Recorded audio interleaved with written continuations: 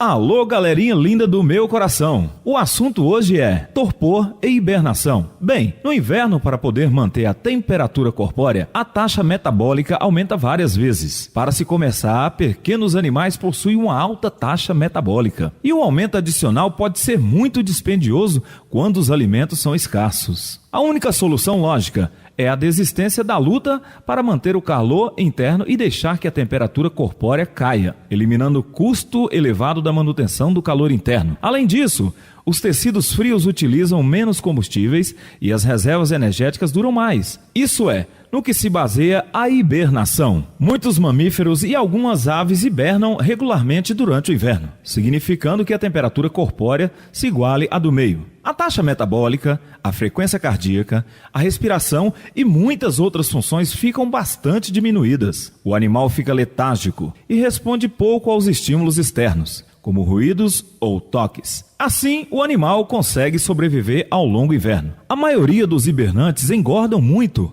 São como grandes reservas de combustíveis. As reservas podem durar por períodos prolongados sob condições desfavoráveis. A maioria dos animais que hibernam são pequenos. Isso faz sentido, pois suas altas taxas metabólicas requerem uma grande ingestão de alimento. Vamos aos exemplos. Muitos roedores, os hamsters e também os ratos silvestres. Tem também os que se alimentam de insetos em altas latitudes e encontram poucos alimentos no inverno. Exemplo, o morcego e o ouriço europeu. Lembrando que esses animais não sobrevivem sem hibernar. Sobre aves hibernantes, temos os beija-flores, sendo que os menores de todas as aves. Não é fácil definir de modo sofisticado o termo hibernação. Em fisiologia, a palavra refere-se a uma condição letárgica. Vamos lá. Lá se vai um pouco da crença da minha infância. Vocês acreditam que os ursos não hibernam? Vamos às explicações. Os ursos podem dormir durante a maior parte do inverno, mas a maioria dos fisiologistas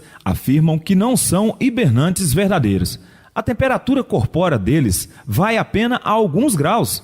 Apresentam uma redução moderada na taxa metabólica, assim como em outras funções fisiológicas. E as fêmeas parem os filhotes durante o inverno. Os ursos não se adaptam no conceito de hibernação. Torpor. O fato é que não se pode fazer uma distinção fisiológica entre torpor e hibernação. Além disso, muitos animais, como morcegos e beija-flores, passam por períodos diários de torpor, com redução da temperatura corpórea e da taxa metabólica. O estado fisiológico deles é então similar à hibernação, embora dure somente horas, em vez de semanas ou meses. Quando o beija-flor entra em torpor noturno, isto claramente é um meio de conservação de energia. Mas essa economia é um evento rotineiro, do qual essas aves se utilizam regularmente na natureza, ou é apenas uma ingestão alimentar temporariamente inadequada. O torpor é, portanto, um mecanismo importante de defesa quando as aves chegam nos locais de reprodução antes das flores serem abundantes, ou no meio da estação reprodutiva, quando a produção do néctar vai, ou a alimentação é interrompida pelas tempestades. Pela falta de definições precisas e pela ausência de limites nítidos, tratamos o torpor e a hibernação como fenômenos fisiológicos associados. O consumo de oxigênio no torpor é facilmente determinado.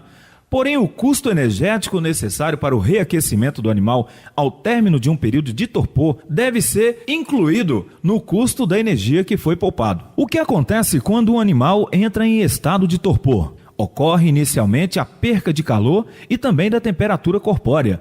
Sendo assim, então cai a taxa metabólica. Portanto, diminui, acelerando dessa maneira a queda da temperatura. E a diminuição da temperatura causa uma redução adicional na produção de calor, e assim por diante. A permanência em estado de torpor por períodos mais prolongados, por exemplo, 10 horas, é mais favorável para o animal. Todavia, devemos adicionar ao gasto de entrada do despertar. Pode-se observar que o gasto do despertar é a parte principal do gasto do ciclo do torpor. Para o período de 10 horas de torpor, o gasto utilizado do despertar é de 75% do gasto energético total para o período. A conclusão é que a entrada em estado de torpor pode ser simplesmente resumida em interrupção de qualquer aumento termorregulatório. E assim ficou a nossa explicação.